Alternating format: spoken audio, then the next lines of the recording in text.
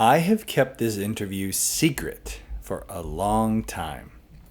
Way back before we actually made the decision to buy camels, I did an interview with a couple of camel experts who you are about to meet. I didn't release the interview because I wasn't sure if we were getting camels or not. What they had to say changed my mind about camels and whether or not they needed to be on our farm, and it just might change your mind. Let's jump right in to this discussion about camels. Do they belong on your homestead? We have been doing a lot of research into this animal, and up until this point, this has been a top secret subject on our channel. We haven't shared with you any of the information that we're about to share with you. We've been looking into this animal for reasons we talked about in a previous video. So you may know what we're talking about. We have some very special guests that I want to introduce you to.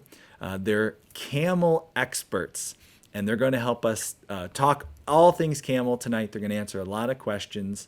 Why would you even want to bring a camel onto your farm in the first place? We're going to talk about managing camels, working with camels. So I'd like to invite Russell and Tara onto the show. Welcome to the show, guys. Thank you. Thanks for having us. We're so pleased to be here. Well, welcome to the show, guys. We've been really looking forward to this interview. My wife first stumbled across your guys' information because she was Googling camels. And apparently, you're one of the top finds when you Google the word camel. How did that happen? Yep. How did you wind up to be a top Google search result for the word camel? We're really the only ones that are actually blogging consistently about camels. So it's kind of not that hard. Yeah.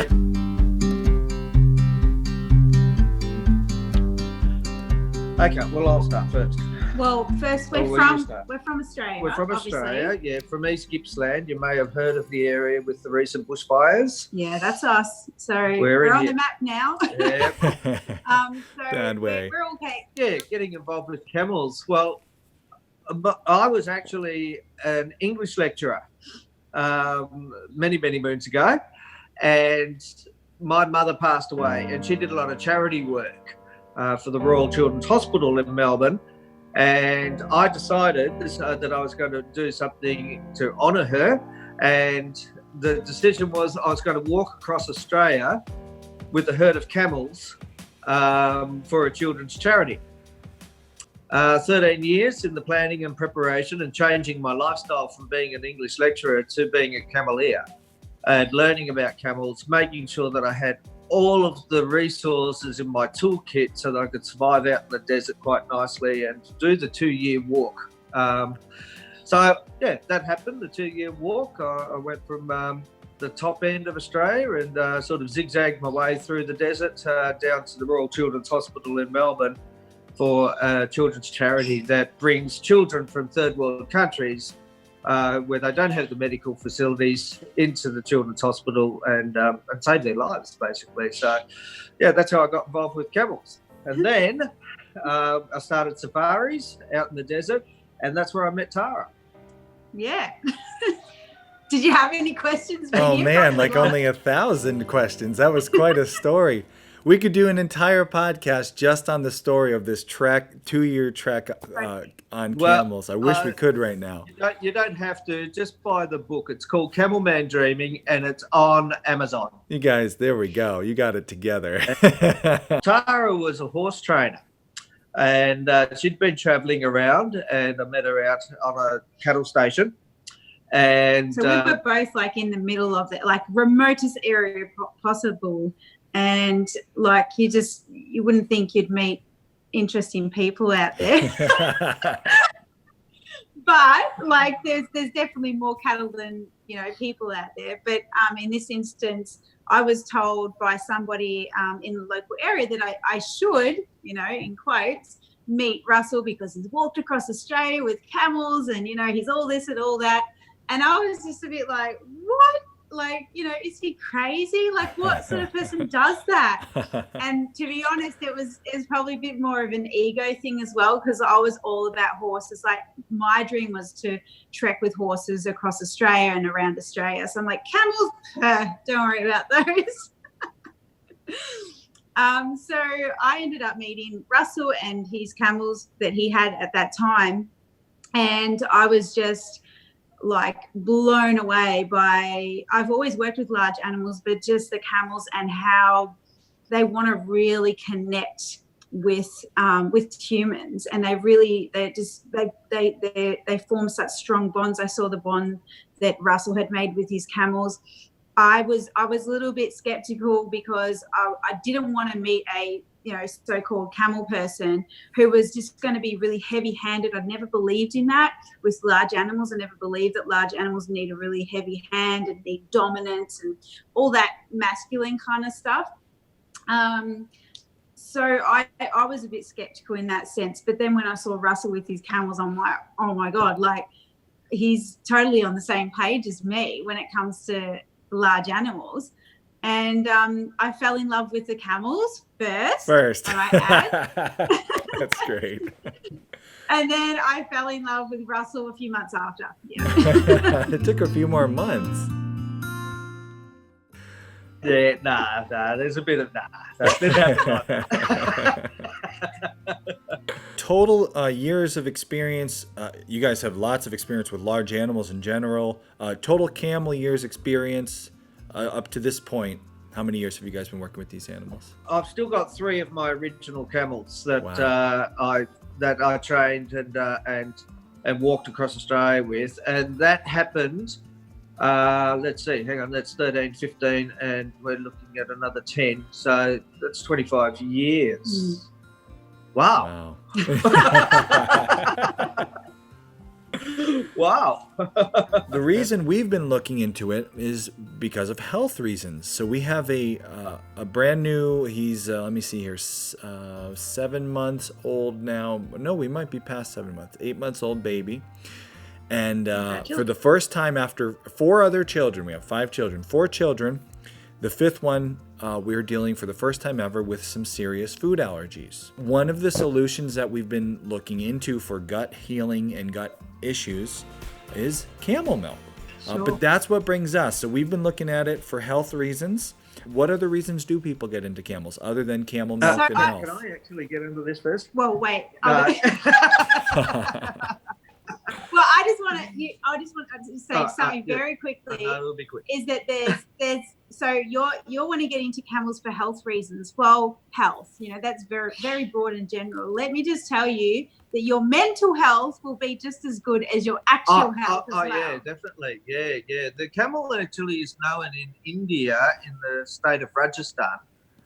It's one of the symbols of love. And because of the connection that camel can have with a human being and the amount of love that these animals have, that just the whole mental being, every client that we get coming out with us, whether it was on the desert safaris, whether it even be the 1-hour beach ride, and even yesterday where people were just taking photos of the camels and just standing with the photos. They're just like being with the camels. They just said how peaceful it is and how gentle they are and how they feel at calm being just around the camel. And we get this all the time. I mean, just 100% of the people that hang around with camels, in our experience. But I wanted to say, okay, there's so much that a property is going to benefit from having camels on. Now, this is the guts. Before you get into that, I just think the lighting is just gone bad. So I just might. Can you see his face is really white? It is, yeah. He is. He got that camel glow. Is that any good again? Is that better? Now you have a bit of a halo, but let's try that for a little while because it's a little clearer. Let's try that for a bit. I'll let you know if it changes. Well, I can understand the halo. It's that camel, isn't it? The camel love. Okay, so I want to get to the guts of why camels on properties is so beneficial. I mean, not only have we just talked about, sort of the calmness that the camels provide for a property, and also, look, when you get with Christina and talking about her book, Camel Crazy, and the health benefits of camel milk. So there's those 2 things.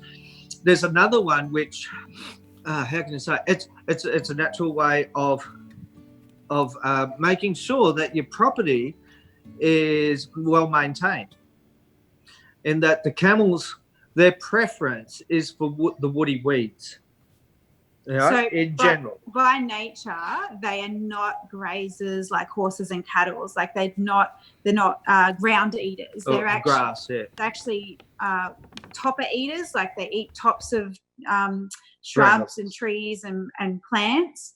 And they prefer weeds over, like if there was a weedy paddock and a pastured paddock, they'd most likely be grazing on the weedy paddock, depending what it was, of course. Look, for example, I mean, when we bought this property 2 years ago, one of the paddocks, it's probably about, I would say about 4 acres in size. It was covered in blackberries, right? Just covered in them. Blackberries that were almost as tall as me. And in that 2 years, the camels have literally annihilated all that blackberry. It's still present, but it's well and truly at ground level, and you might see a leaf or two, shooting out of the ground. But that has totally just annihilated. So they just those weeds. managed that. Like, and interestingly enough, especially for you, Austin, is that we had the previous owners of our property, they had goats, and the goats did nothing compared to what the camels had done. Yeah, no way. Yeah. And we've also got, I don't think you have it in the States, but we've got this plant, it's bracken and nothing eats it, and it's just bitter, and it's a bit of a weed, it just grows, and you can kill it off with pesticides and stuff. Yeah, but that's not really our way of doing things. But the camels don't eat it. They actually sit on it. Sit on it and squash it. They squash it. They certainly got rid of the blackberries. They'll get rid of cakeweed. They'll get rid of just about every other weed that, I can think of. Wow. And, of course, what that means for your pastures is as the weeds are getting eaten away, then your grasses are growing, which are providing more food for your cattle. Or sheep. Because the camels don't eat the grasses per se, they'd rather eat the weedy stuff. They co-graze perfectly with cattle and horses and all that sort of stuff. Absolutely. Sheep and here's a big one for you. Okay, this one which some of the pastoralists here in Australia have actually cottoned on to the science of what this is all about. The camels have bacteria within their guts which really break down the food matter that they eat. It's very, very... Like micro breaks down. Micro breaks down. And so when the camels go ahead and drink from the water trough, some of that bacteria, of course, goes into the water trough water. Cattle come along, drink that water, it lodges in their stomach, and over a period of time, your cattle will, and this has been proven time and time again. It's actually been papers written on it. Yeah, that your cattle will put on weight. No, because they're actually absorbing more of the food that they're just normally eating because of the gut bacteria that they've picked up from the camels. I don't know if you picked that up on the camera, but my jaw just was like, "What?" That's a new one. And we've been doing a lot of research here, but that's pretty awesome. So, well, they actually field tested it in Australia with on a big cattle station here, cattle ranch, I suppose, compared to you guys over there. And they wrote papers on it. We still can't, we've Googled pretty far down because it was many years ago, and we can't seem to find those papers. But yeah, there's a lot of anecdotal records from just private people that have made comparisons with their neighbours who haven't got camels. But there is actually scientific research and papers written on it from overseas. Yeah. So the other thing with camels and co-grazing them, there's so many benefits to having camels, but as you know, cattle, they're hard hooved. They have, so things like watering holes and ponds, you guys call them, we call them dams in Australia. The cattle can kind of really rough that up and mess it up, and you have to dig it out regularly. Yeah. Well, the thing with camels is they have a padded foot, so they're not hard hoofed at all. They've got 2 toenails. and they're just so gentle and soft on the environment and on the earth. That's sort of why they're sort of known to be the ghosts of the desert as well as the ships of the desert, because as soon as the wind blows, you can't even tell a camel's been there. So yeah. Can I give you another thing for the ranchers? Okay, Yeah. This one's a big one for the ranchers, because I know how expensive ranching can be, especially with your water points. Now, you take an area, 2 areas, okay, side by side, which you can have cattle and camels, right? So, the 2 ranches. With the size ranch, where you've got your water points for cattle, because cattle, of course, can only move about 10 kilometres away from water for grazing. And then you've got to have another water point, okay? So say that area has 65 water points for cattle, quite a large ranch. But those 65 water points, of course, you've got to look after them. There's all the maintenance, there's all the pipe work, there's the drilling for, bore work, all the expenses, plus going around doing your water checks. All right, so 65 in that land for the X number of cattle, okay? In the ranch next door to you, with the same number of head of camels, right? Same environment, same number of head of camels, you only need 1 water point. Now you can imagine, can you imagine? This is going to be the face of the show, like, what? And can you imagine the cost saving to the ranchers if they changed over from cattle to camels? As you're That's that in itself. Telling me this, I was trying to draw quickly like a little infographic here. I'm real high tech with my, I don't know if you can see there, but there's like 65 dots. And I was getting ready to go, okay, how many do we have to put on the other side? 1. 65 to 1. Like, that's what that looks like. And the reason for that is the way how camels go about things. All right. Now, where do you go? Okay. It's because the camels will go into the water trough, take their 150 litres in one sitting, and then wander around up to 65 kilometres a day, just browsing. But there's not 3 or 4 days later, they might have to do it again. But there's not only that, but if it's winter or spring and you get the dew on the grass, they water themselves off the dew of the grass as well. So they can go days without, drinking water, because they're literally getting it off the morning grasses or the morning trees and shrubs and stuff like that. And if your plants are actually like moist, full of moisture, and it's cold, and they're not really working, or no one's working them, they can almost go for months without a drink at all.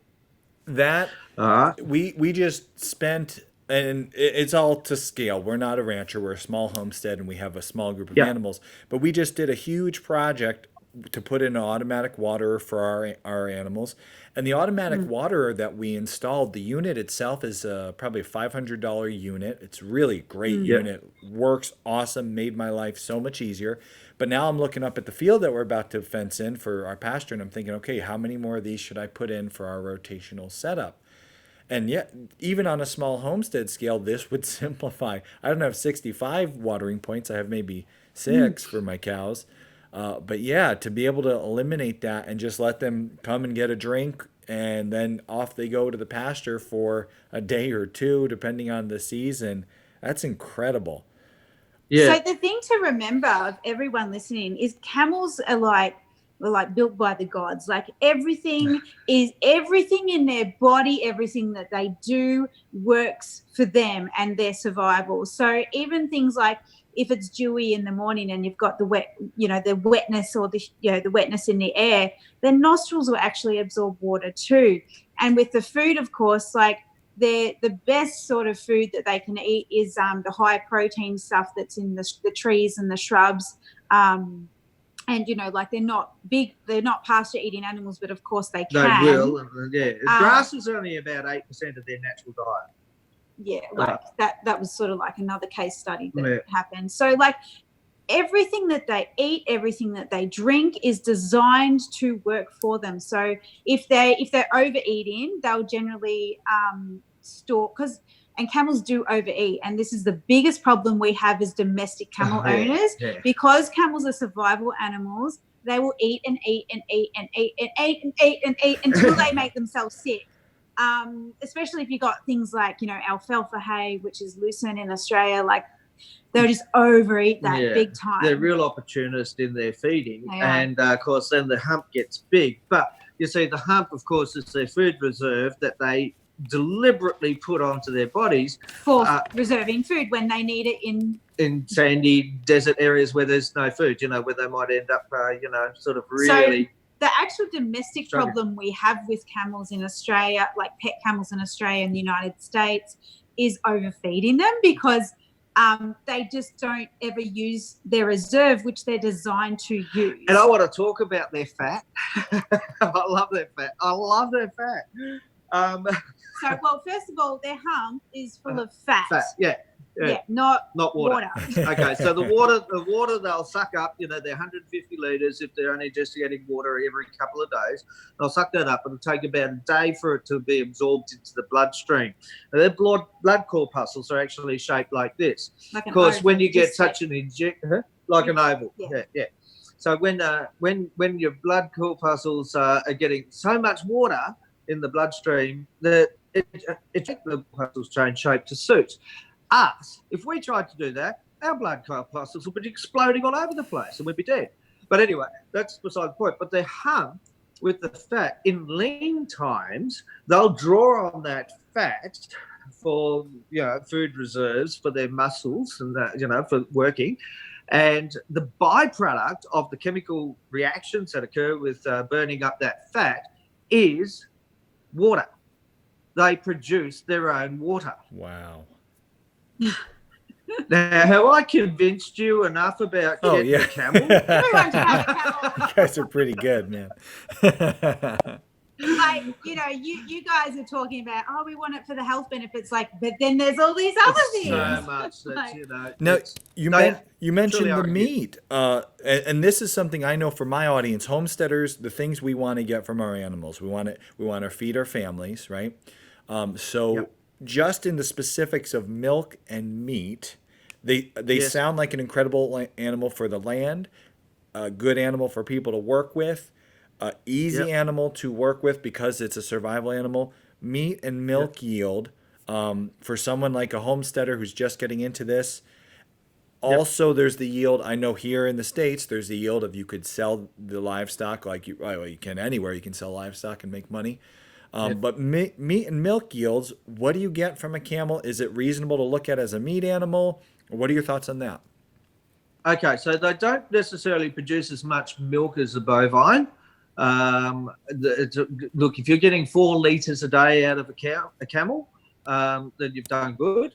So, and the other thing with the health benefits, and I know Christine will talk about this, and I hope you have her on your podcast because she's amazing knowledge. But for the health benefits of camel milk, you only need a little bit of milk. Yeah, you don't need like a big fat. You don't need like to drink a litre a day. You need like a couple of 100 mil, 200 mil or something like that. So I don't know the specifics on that, but that's that side of it. But like, if you're talking like a business plan with ranchers and even small homesteaders and stuff, like if you've got other animals, you're already making in a I suppose holistic way, you're going to get better grazing because the weeds will be non-existent.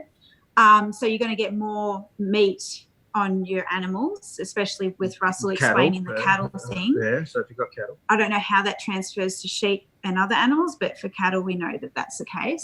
And I just want to say also, for people who, like your audience, obviously listening to this, they're going to be saying, well, what's the difference between a horse and a camel? And that's a question that we get a lot. And they're like everything. Well, let's try everything. So not only with all that stuff that we've just mentioned there as well, but you don't have the issues of having to deal with hooves and feet and shoes and stuff like that. You know, they're a padded animal. Very little, if almost no, you know, footwork is needed. And except if they're on pasture, like all the Yeah. time, because if they're on pasture, their toenails don't wear down on anything. And but if they you've may got need a bit of a shave. things like gravel or sand, like we often encourage our clients to have big sand pits because the camels love rolling in it. You know, like we've never had to maintain our camels' Yeah. feet. They're mainly on pasture, but we do have gravel here and take them for walks and stuff, and Yeah. easy fix. And the other thing is because of their mouth structure, they can't accept a bit like a horse's bit. Okay, so yeah, it's a different way of training them and techniques, you know, to be able to manage these animals safely and correctly, and yeah, they don't have a bit, and you don't have to do anything with the teeth either. Yeah. You know, like horses, you've got to file them down or Yeah. something like that. Nothing like that with camels. We were just But like grinding this- cow teeth the other morning. Oh wow! Yeah. Yeah. So Anything you want to add if someone is considering this and they're looking at their homestead and they're thinking, you know, can I actually have one here? Do I have the right kind of browse for them? Versus one of the things that I'm wondering about here is we have lots of pasture, not a lot of browse. Shelter, do they need some kind of protection from rain, shade, anything as far as keeping them on the property that you want to make sure you have? yeah. Common So sense plays a big part in all this. and also really great neighbours. Yeah. And not just for the reasons that we're laughing about, but also if your neighbours are pruning certain bushes and trees and shrubs that you know the camel will like, that's that usually- they can eat. that gets Yeah. recycled to the camel. So like even citrus trees, they love citrus. Like if you're pruning your fruit trees and stuff, most of that stuff they will happily eat. So having a good neighborhood network is like, oh, if you're doing the pruning, let us know and we'll see if, you know, that Yeah. matches with the camels. But you can go ahead and create, you know, alleyways, if you like, along your fence lines, and, you know, give it a couple of years and there's a food source of different acacias, for example, or, you know, different trees that they will browse from. So even if it's, you know, like your immediate location might be just simply pasture that's quite suitable for cows and sheep, but, you know, in the longer term, you know, 2, 3, 5 years' time, you know, with a little bit of work and a bit of planning, then it can be also suitable for not only your cows and sheep, but also for camels as well. And you're regenerating your land as well, Yeah. which is also a bonus. And you're providing more trees on the planet, which we need. Yeah. So You know, the benefits around, I mean, it's just huge. And you'll find, you know, also once you go ahead and start like planting these trees, then of course your native bird life will be coming back and that sort of thing as well. So you're actually helping the ecology. You'll end up with more insects around the place as well. And as long as you're not cropping or anything like that, then, you know, you actually are pastoral. That's beneficial all around. And you can branch out into, you know, with more trees, more insects, therefore more bees, therefore beehives. You know, you can look at it holistically and include camels into that. yeah. And of course, talking about shelter and stuff, like we know for you guys in the States a lot, you know, it snows in a lot of places. It's really funny, like, because we've got a lot of our clientele is in the United States, is that they'll have shelters available for their camels and their camels will go in there. But when it's snowing, the camels will stand outside. Stand out so it's in the snow. Why?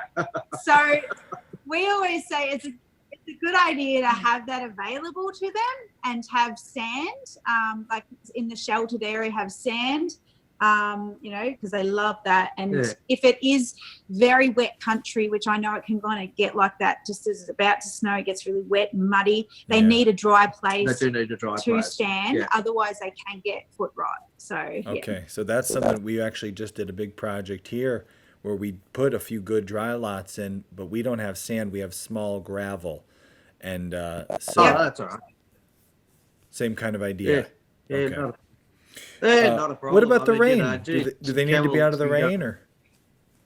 No, not necessarily. It all depends on what sort of rain. I mean, you know, if you're talking rain that is, you know, close to zero, you know, close to being snow, They'll probably find shelter. If you've got some big trees, they'll probably stand underneath those big trees. But if you've actually got shelter, then tin sheds or whatever, they more than likely will go into that in time, get used to it, especially if you've got something nice in there. If you've just built your shelter and they're not going in there, well, stick some hay in there, something that they like, some carrots or and something. here's the thing with camels. Just get them used to it. And once they're used to something, they're going to be, we're really in the snow here. I was going to say, you look like a painting in a church. That the sun's, but the other thing to remember they'll too, get used to it. The camels are built to survive. So if it is snowing or if it's raining and it's windy and it's cold, guess what? They will sit down, their bums will be towards the wind, and they'll just ride through it, Yeah. Very adaptable animal. Well, you guys have answered so many questions. This is something that we've been going back and forth on this for the last month, dealing with these health issues. For anybody who's listening who has been a little bit interested, inspired by this, who wants to learn more, maybe wants to look at some of your ebooks, maybe considering take a course, where can people find, what do you have for the maybe future cameleers out there, and where can people find it? Great. So our website is camelconnection.com, and we specialize in helping new camel owners become familiar with camels, learn the ins and outs, the training, the handling, the psychology, and the well-being as well. And because we've got a resident camel vet, she's incredible with her knowledge, and she's so generous with her knowledge too. Definitely, first things first, head over to our website, download the free ebook. There'll be a pop-up there saying download Introduction to Camels ebook, and that's a free one we offer. And that will just give you a bit of an overview on what camels are about, the fencing. Should I get one or should I get two? Do I get male? Do I get female? Like what are their behaviors like? Can they ever be my friend? Like all those little things that sort of go around in people's heads when they're considering camels. Now, if you're being completely inspired by this, you need to meet us in person, and you need to do this camel training, because it will, and this is not our words, this is our clients' words, it will change your life.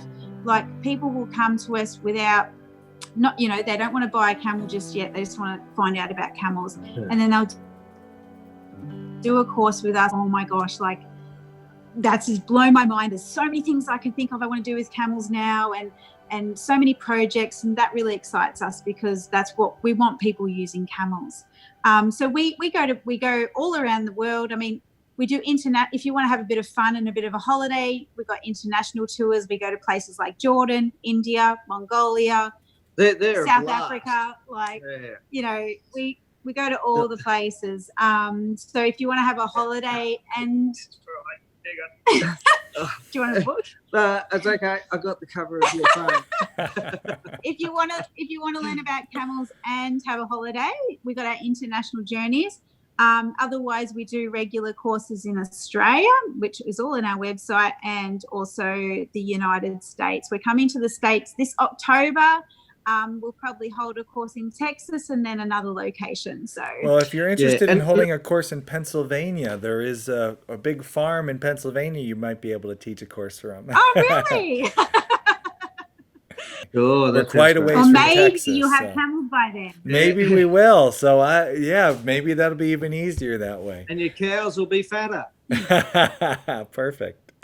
Well, thank you guys so much. We'll have the links in the description on the podcast, on the YouTube video. If you're watching on YouTube, we'll have links for the website. We'll have links from the website. They can find your podcast and they can find your videos as well. Correct. So I usually ask my guests, because we've been homesteading for 10 years and we got lots of animals and we got a lot of experience. Usually I ask my guests to inspire the listeners who are on the edge, who might want to try this. But here I am, the one who's on the edge, who might want to try this. So what would you guys tell me? I'm on the edge. I'm like, what inspiration, what's the next step that you suggest to help me go from to woo? Yeah. So the vibe I'm getting from you is you need to come and do a camel course, because that will change the game. Like, you think you know now why you want camels, but once you've done a camel course, like an in-person one, that will just be next level for you. And I also think that something really valuable here would be to get 2 pieces of paper. All right, 2 pieces of paper. One is where you would be in 5 years' time with your property if it's business as usual. And with what you've heard from now and any more research that you do on camels, where you would be in 5 years' time if you got camels in your life. And then make the comparison there. And then what? And that's sort of more scientific rather than emotional. And then also where you would be in 5 years' time, you'd be much further along, because once you get camels, it changes people's lives. And that's just not what's changed our lives, but you can just do so much with camels. There's just so much to learn all the time, and that's why they become addictive in that sense. I love it. You guys got the emotional side, you got the hard facts. If you listen to the Homesteady podcast at all, any of our older episodes, you know we like to approach things from both a logical and an emotional side and kind of throw them at each other and see what happens. So thank you guys so much for taking this time. You've answered a ton of my questions. You've given me some next steps, some homework to do. And if you're watching or listening on the podcast and you want to learn more, there'll be links below to get to the website. There you can find the free ebook. You can get the book that we are reading currently, which is about camel husbandry. And those are the first steps, and who knows where that will end for all of us. How exciting! Woohoo! Well, thank you guys so much. This was awesome. There's a lot that's been discussed. And we already apologize for those that can't sleep tonight. Because like Camel dreams. your heads will be spinning, and it's a lot of information, but we really, our main goal is to excite people about camel ownership.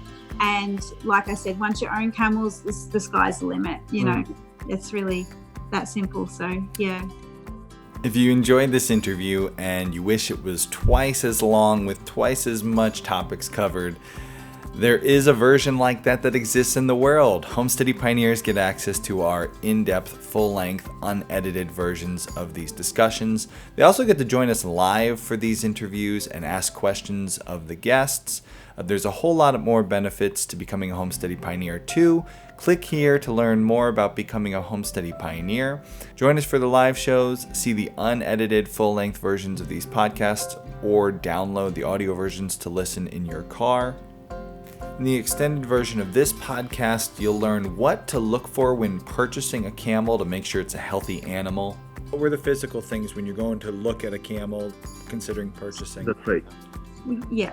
Tara and Russell also went on to talk about parasite management and control. Heavy rainfall, and of course all the parasites are coming up out of the ground there. Well, that's where off the ground feeders. You can watch the full-length version of this episode as soon as you become a pioneer, and you get to access our entire library, all the extended versions, instantly. Click here to become a pioneer.